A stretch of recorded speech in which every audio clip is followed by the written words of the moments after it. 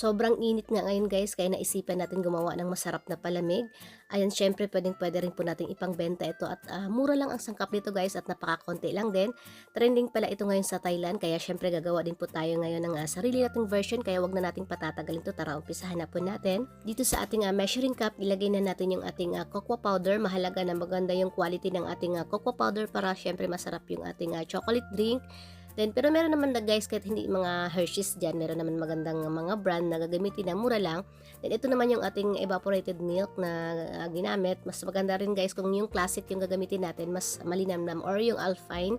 Then, ito naman yung ating condensed milk. Maganda rin kung yung classic yung gagamitin natin kasi mas malapot siya guys. Then, ayan, imimix lang natin ito hanggang sa ma-dissolve na yung ating cocoa powder.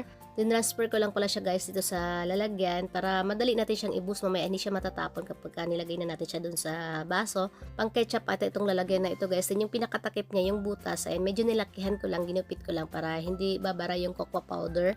Ayan, set aside lang muna natin ito guys. Then, i-prepare lang natin yung ating mga plastic cups. Ang size pala nito guys ay yung 16 ounce. Ayan, then may takip din po siya. Then, ngayon ilalagyan lang natin yung gilid niya ng chocolate sauce na ginawa natin para maganda siya tingnan. Then, ilagay na natin yung ating crushed ice. Ayan, pwede rin po yung maliliit na ice cubes.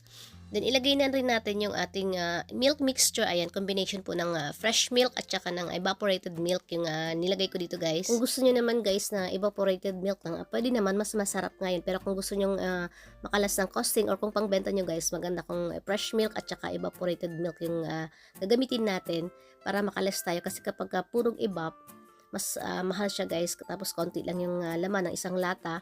Then, ayan, nilagay ko na pala yung chocolate sauce sa ibabaw.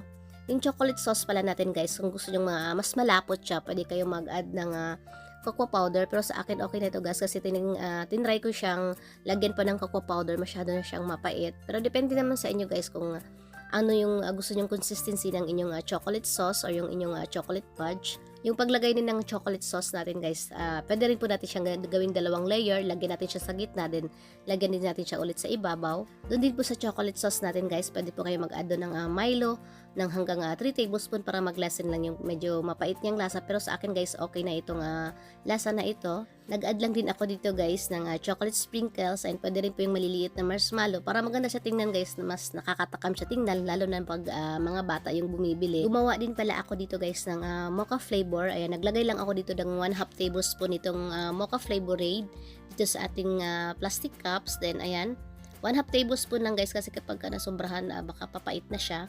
Then ilagay na rin natin yung nilagyan ko lang siya ng crushed ice, then yung milk natin. Mas masarap kung yung classic na evaporated milk yung gagamitin natin guys, mas malinamnam siya. Then naglagay ako ng layer ng chocolate sauce, then nagdagdag ako ulit ng crushed ice, then yung pinaka-top nilagyan ko siya ng ulit ng chocolate sauce.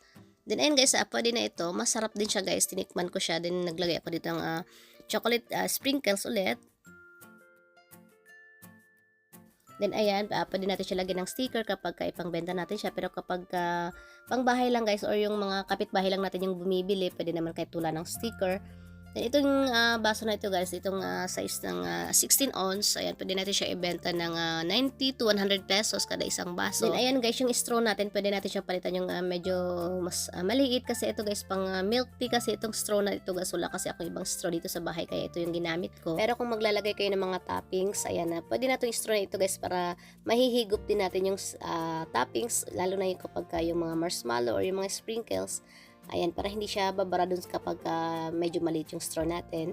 Ito guys, masarap din siya lagyan ng yung tapioca pearls, yung pang milk tea, yung boba. Ayan, para pang chocolate milk tea na yung datingan niya guys. Masarap din siya, palagay ko kasi para may konting tamis yung ating chocolate drink. Kasi di ba guys, matamis yun kasi parang niluto siya sa caramelized sugar, yung tapioca pearls ng milk tea. Tsaka doon naman sa chocolate sauce nyo guys, pwede kayong mag-adjust ng panglasa nyo. Kapag gusto nyo medyo matamis, pwede kayo mag-add ng condensed milk. Kapag medyo mapait naman ang gusto nyo, mag-add lang kayo ng cocoa powder kung gusto nyo medyo malapot siya. Ayan, kita-kits po tayo ulit sa aking susunod pa mga videos. Thank you for watching!